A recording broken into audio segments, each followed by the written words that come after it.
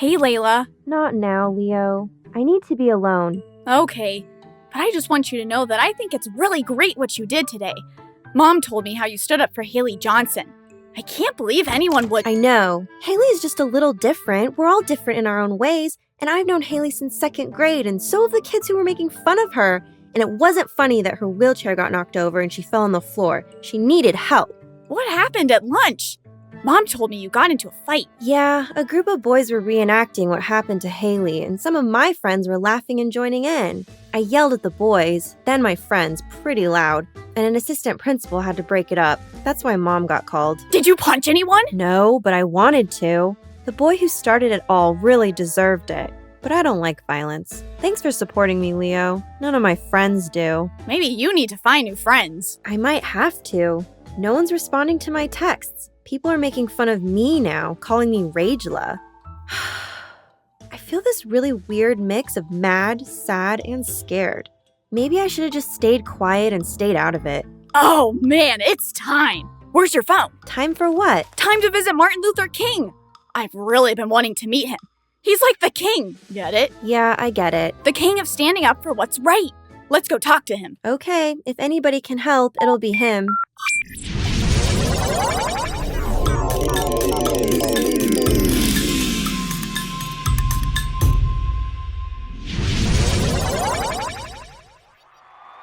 We as a people will get to the promised land. So I'm happy tonight. I'm not worried about anything. I'm not fearing any man. Mine eyes have seen the glory of the coming of the Lord. Whoa, that's him all right. This was a good idea. Let's go meet him. Excuse us, Dr. King. I'm Layla, and this is my brother Leo. We're from the future, and my sister here stood up for what's right. Because her friends are being mean about it, she isn't sure if she should have. We have a holiday for you and learn about your I Have a Dream speech every year. You're famous for standing up for what's right, and it would be cool to learn more about that from you. Do you have a little time? I can always make time for those who stand up to injustice and who have the courage to right wrongs. Have you always stood up for what's right? Well, from a very early age, I was aware of right and wrong, and when I detected wrong, it gave me a horrible feeling. As a young boy, perhaps just a few years younger than you, Leo, my favorite playmate was a boy near my age who also happened to be white. Once we started school, because of my skin color, he was no longer allowed to play with me. That's terrible. It was, and unfair to me, and it made me angry. But my parents gave me a lesson that has guided me for the rest of my life. They taught me that racism, thinking people are better than or lesser than because of skin color, is wrong, and to hate the wrong but never the wrongdoer. Wow, that's so noble. My Christian faith directs me to love my neighbors, even when they act in ways I don't like. And that's always helped me remain peaceful. You've experienced lots of racism, huh? Oh, yes. Unfortunately, in my time, there are plenty of hateful and ignorant people that haven't let go of racism. So most Black Americans have experienced it, but here in 1968 in the South, it has been particularly difficult for Black people because of legal racial segregation.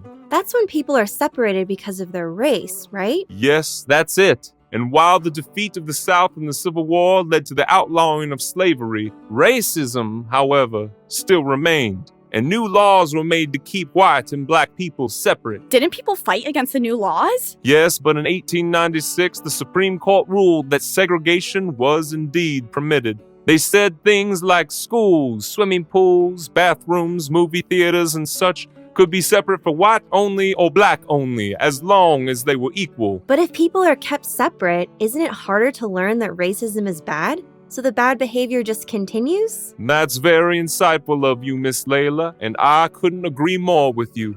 When I was a young man, I spent time working in desegregated Connecticut and went to college in desegregated Massachusetts. In each place, the races mixed freely, and without segregation, it is much easier to have friendships and relationships with people of different races. Wait, so in the South, if there was still a lot of racism, were the things that were separate ever really equal? Almost never, and not just unequal. but most black-only services were far worse than their white counterpart. However, one place where the races couldn't be separated was on public transportation. Cities in the South didn't have the money for 2 sets of buses, so whites and blacks had to mix, sort of. Ugh, this isn't gonna be good. Blacks in the back and whites in the front.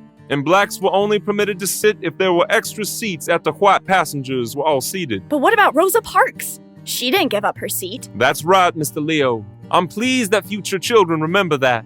Rosa was a good friend of mine in Montgomery, Alabama, where I had my first job as a pastor.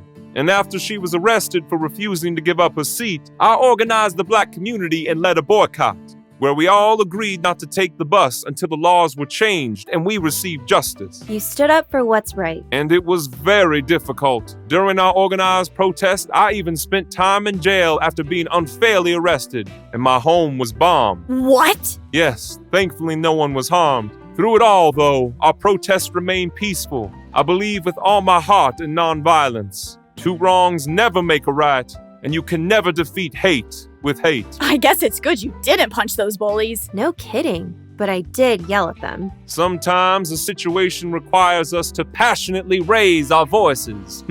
You should hear some of my speeches. We have. They're great. If your conscience tells you to apologize for yelling, then listen to it. But perhaps those bullies required some amplified volume. As long as you didn't threaten or insult them, I wouldn't feel too bad. Thanks, Dr. King. One great secret about using nonviolence to fight back is that by taking the high road and not sinking to the level of people who are being mean, you can actually make a bigger impact on them than with a violent act like a punch. I wasn't mean to my friends who laughed and went along with the bullying.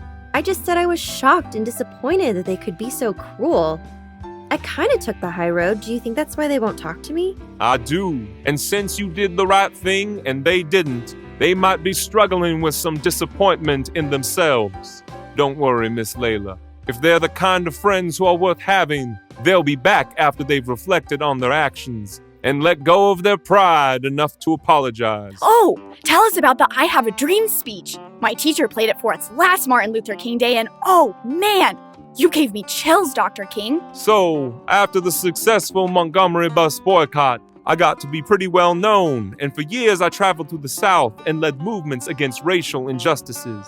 In response, I was wrongfully put in prison many times and even stabbed once. My goodness. But my belief in nonviolence never changed, and this led to some positive outcomes. All our different protests in all the different places became known as the Civil Rights Movement, and along the way I became its most famous leader.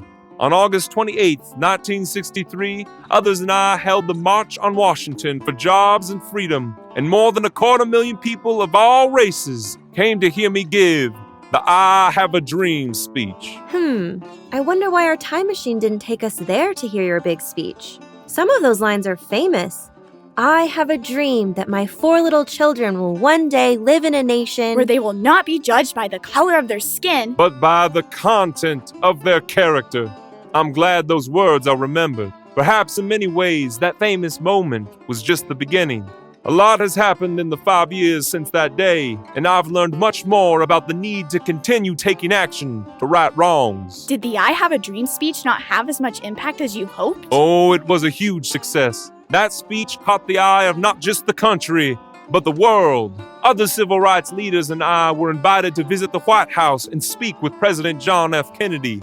We set the stage for laws to be passed called the Civil Rights Act of 1964 and 65, which banned legal segregation, outlawed discrimination based on race, and made voting possible for every legal citizen. Since you got those laws passed, why do you still need to be out here giving speeches? Because in the years since, I've learned that there is much work that still needs to be done. There is far more injustice in the world than I once even realized, and I can provide a voice for the voiceless. Dr. King, do you really think you need to fight all those fights? Thanks to my fame and notoriety, when I speak, many people hear my voice, and I feel I would be a hypocrite if I only acted to fix the problems in my own backyard. I do plan on slowing down to spend some time with my family, but there's still a lot of work for me to do. Thanks to talking to you, I'm really glad I did what was right and stood up for Haley. Telling bullies to knock it off and my friends to be nice isn't a big deal like what you do, Dr. King, but I know I'd feel so terrible if I stayed quiet. I'm glad to hear that, Miss Layla. But know that whether an injustice affects just a handful of people or millions, this world needs brave people like yourself to act peacefully and stand up against them. Thank you, sir. Feel better? Lots. On tough days, remember, only when it is dark enough can you see the stars. And I see you kids shining. Now get on home. Okay, bye, Dr. King. Thanks for being an inspiration to me and to the whole country.